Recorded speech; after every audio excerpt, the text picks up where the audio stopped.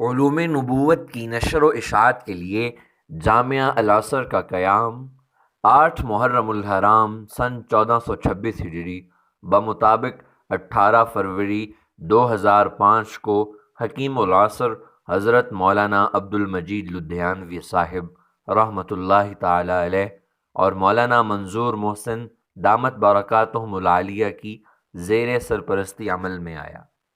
جامعہ الازہر کے اہم تعلیمی شعبے 4 ہیں: حفظ، درس نظامی، میٹرک، درس نظامی اور ایم اے۔ شعبہ درس نظامی: اس شعبہ میں وفاق المدارس العربیہ پاکستان سے منظور شدہ درس نظامی کا 8 سالہ نصاب پڑھایا جاتا ہے، جس میں تفسیر و اصول تفسیر، حدیث و اصول حدیث، فقہ و اصول فقہ، عقائد، صرف و نحو اور عربی گرامر سمیت درجنوں علوم و فنون کی بلا معاوضہ تعلیم دی جاتی ہے۔ شعبہ درس نظامی میں تعلیم حاصل کرنے والے طلباء کی تعداد تقریباً 200 ہے اور اس شعبہ میں کام کرنے والے معلمین کی تعداد 18 ہے۔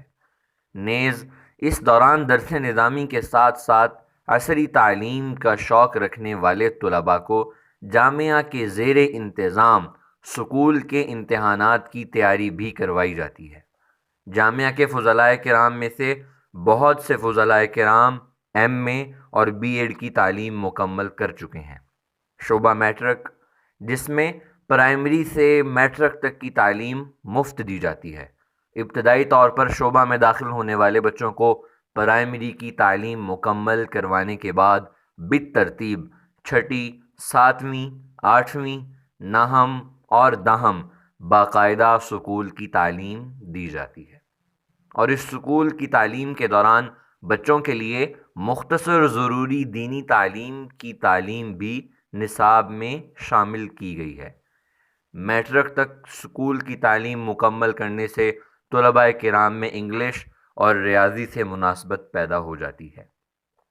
شعبہ درس نظامی اور ایم اے، یہ 11 سالہ پروگرام ہے۔ اس میں پرائمری پاس حافظ قرآن طلباء کو لیا جاتا ہے اور 11 سال میں درس نظامی یعنی مکمل عالم کورس اور ایم اے تک کی تعلیم فراہم کی جاتی ہے۔ ان تمام طلباء کرام کی درسی کتابیں، تعلیم، میڈیکل اور رہائش کے ساتھ کھانا جامعہ کی جانب سے بالکل فری دیا جاتا ہے۔